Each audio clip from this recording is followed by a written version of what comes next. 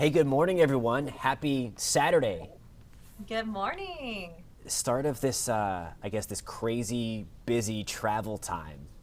Busy travel time, busy prep time. I have to go to the grocery store this weekend. Not really looking forward to that. It's a madhouse. I remember, well, I guess 2 years ago now. It wasn't, I guess, as bad last year with everything with the pandemic being in full swing. But man, you have to throw down at the store. It's Mhm. crazy. I already bought my turkey just because I wasn't quite sure what to expect. I had heard about turkey shortages or, inflation. And when it was on sale, it's like, make room in the freezer. We're getting it now and we're just going to hold on to it. You have to. You have to. Well, good morning, everyone. Post where you're watching from this morning. If you have gotten your turkey, what you're planning on doing this week. We're going to go all over the travel weather. And of course, we have all of those travel stories as well. Yes. Good morning, everyone. Thanks for joining us for the morning wrap up on Facebook Live and streaming live on YouTube. We're moving up, Jonathan. Yes, a lot of streams this morning. And there's a lot going on this weekend, Amanda. Yes, there is. And it's quite exciting because, as you kind of mentioned earlier, Jonathan, with the pandemic last year, we had so many events canceled and so many, traditions that Central Florida hosts and is proud to invite people to our community. Had to cancel because of the pandemic. So we're seeing that come back. And a great example was last week with the Electric Daisy Carnival. And this weekend, we have thousands and thousands and thousands of people in town for the Florida Blue Florida Classic football game. That's the historic matchup between VCU and Florida A&M University, and they're all in town for this big football event. There was Battle of Bands last night. Yeah. We had so much fun that's expected to happen today. So we actually want to play for you News 6 reporter Troy Campbell, his story that we aired this morning on the morning news, just to kind of give you a little highlight of what's happening today, as well as the huge economic impact Florida Classic is going to have for Orlando and Orange County. It's expected to be another busy weekend in Orlando. You can see some people are getting ready for tomorrow's Fan Fest after all of this was canceled last year. A stark contrast to the COVID-19 services that were being offered here just 2 months ago. I'm excited that the Battle of the Bands has come back to Orlando, Florida. Before kickoff Saturday, the annual Battle of the Bands took over Amway Center Friday night. You can look around and see everybody is excited. Matter of fact, I have 12 tickets, and my group is about to go in. The historic band competition taking a year hiatus before returning for this year's game. My brother, he's going to perform. Saturday, Florida A&M University and Bethune-Cookman University will go head-to-head for the 41st time. Vendors ready to go for much-needed revenue.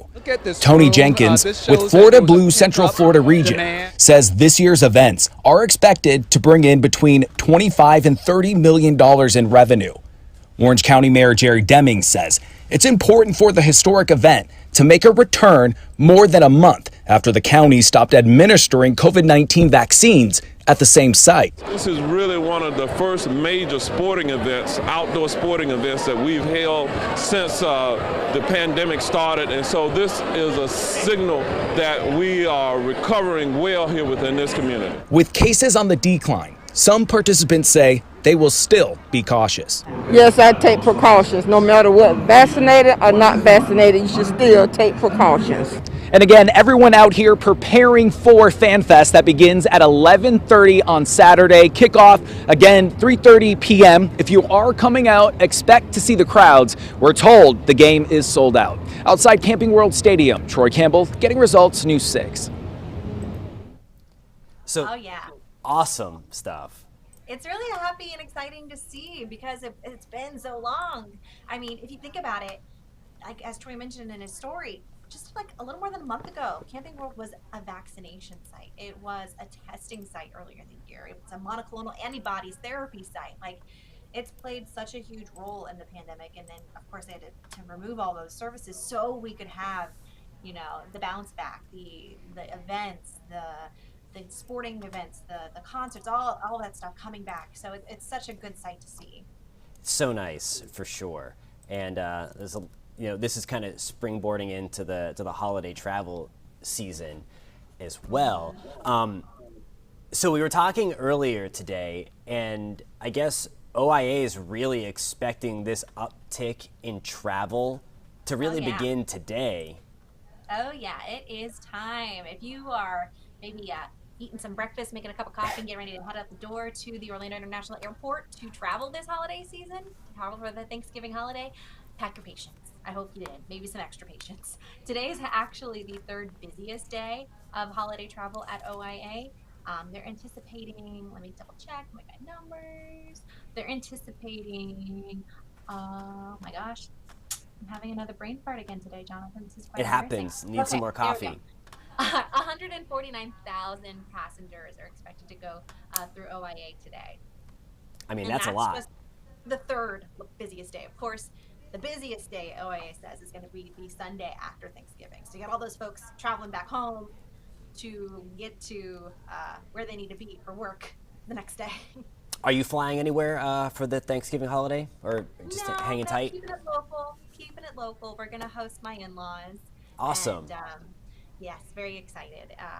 I'm curious to know how Andrew's gonna do, because I think I'm probably gonna end up making him chicken nuggets, which is kind of like turkey. It's kind of tastes like chicken.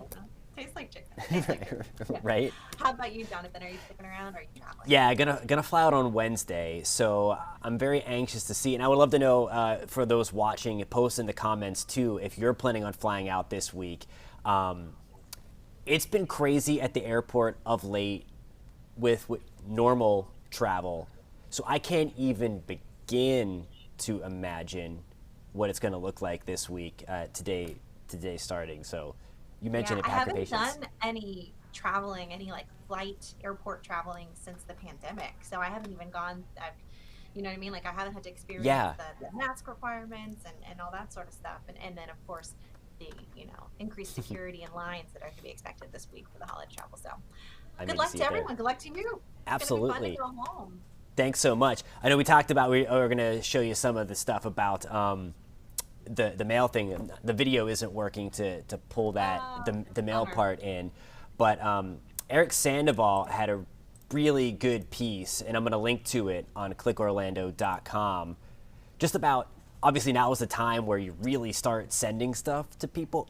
But this year, make sure you do it even earlier. Oh yeah. Well, I mean, let's talk about just the shipping delays that we're already seeing in general. Now let's throw in the holiday rush on top of it. It's definitely, could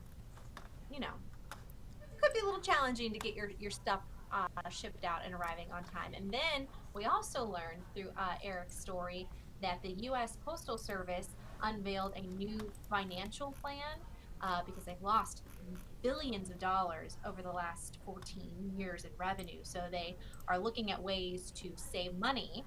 And one of those ways is no longer flying letters. So instead, which is crazy. Right. Well, instead, what they're going to be doing is transporting mail by driving, by on the ground. So no longer flying, because obviously flying gets there faster. So now they're saying anything that's more than 1,900 miles away, like your destination where you want your package or your letter to go, could take 5 days to get there. And Eric tested it out. He sent 4 letters to family and friends across the country. Some as local, as Eustis, Charleston, Tucson, Arizona, Los Angeles, and the one in Eustis only took 2 days to arrive, but the one to LA took 5 days. So it's something just to keep in mind while you're planning on sending your holiday cards out, your gifts to loved ones and family members and friends. Just keep in mind that it's going to take a little bit longer this year. And Eric, actually, at the bottom of this story, Jonathan, if you can scroll, he's got the list of the deadlines that yes, are when you should plan on having your holiday cards and gifts shipped out by. So just a really good story just to save for yourself, and that way you're not going to be delivering any of your gifts late. Right. And remember, that's also for perfect conditions in terms of the weather. That's where my mind always goes to anyway. So if there were to be a big winter storm or something that slows everything down, you might want to think about even going a couple of days before these extreme deadlines for sure. Yeah.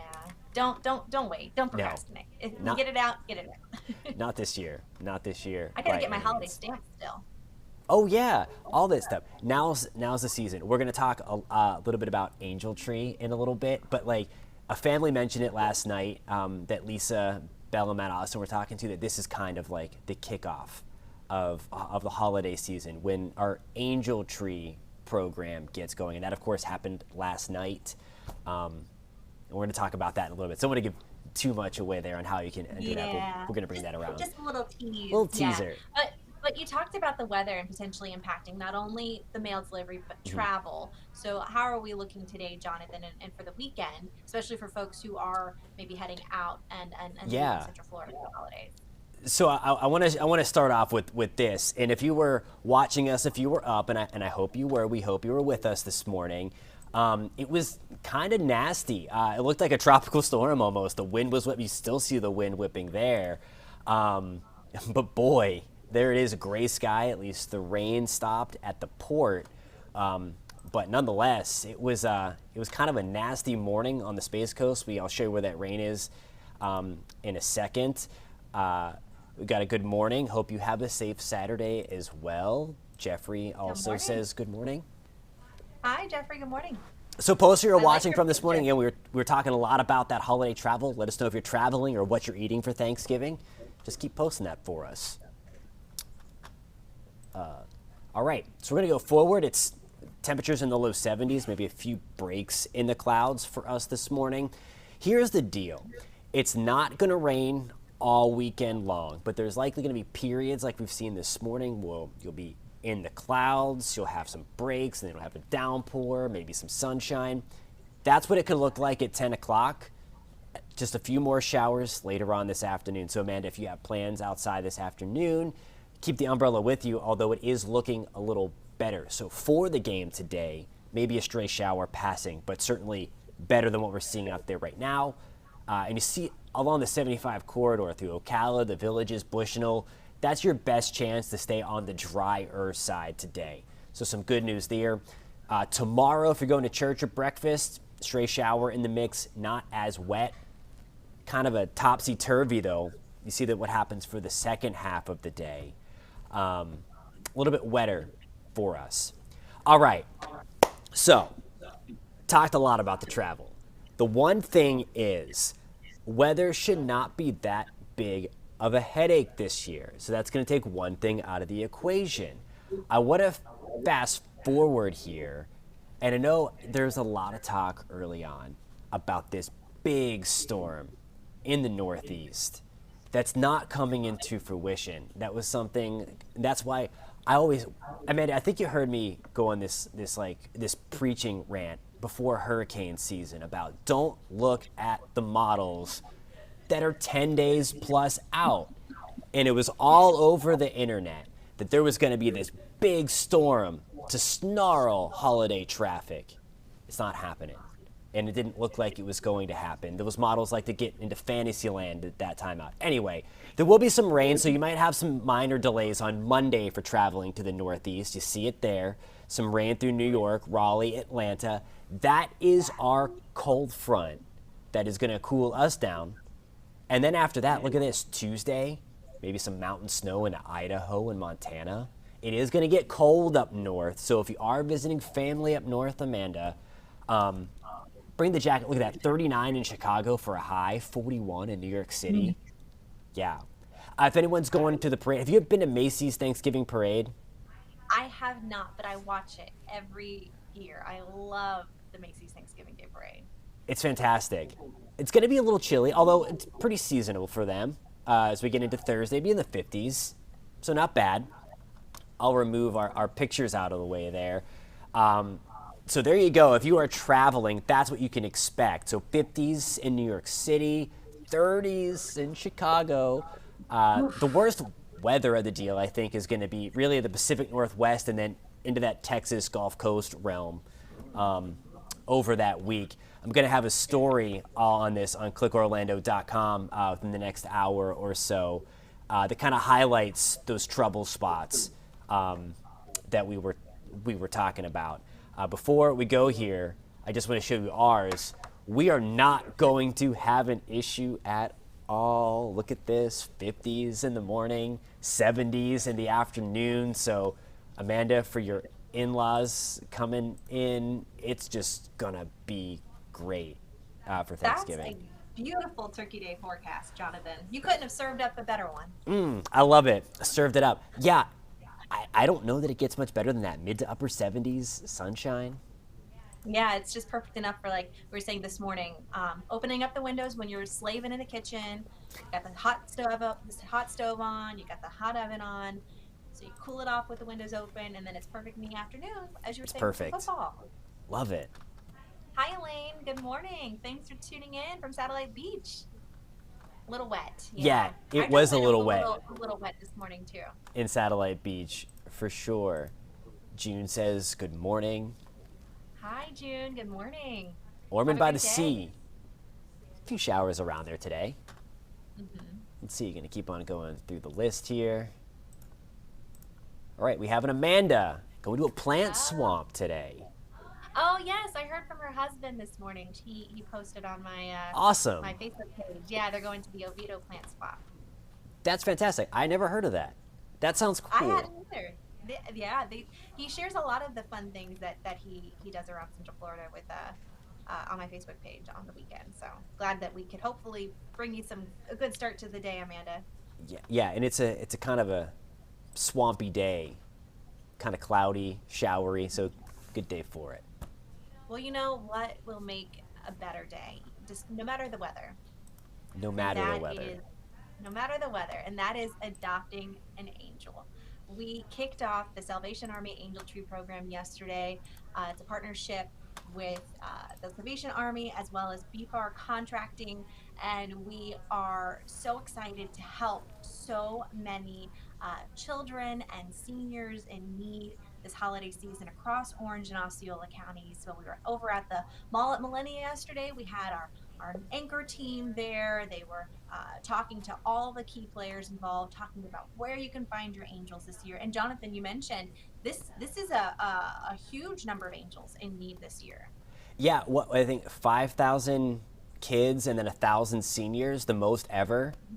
The most ever, yes. So it's my favorite time of the year, and it's definitely, I think, as a news organization, as a news station, our favorite time of the year too, because we really love getting to meet these families during the distribution day at the North Pole and really hear from them and how thankful and grateful they are for the community, for the Central Florida community, because you guys are so gracious and so caring and so wonderful that we've always been able to help our angels in need.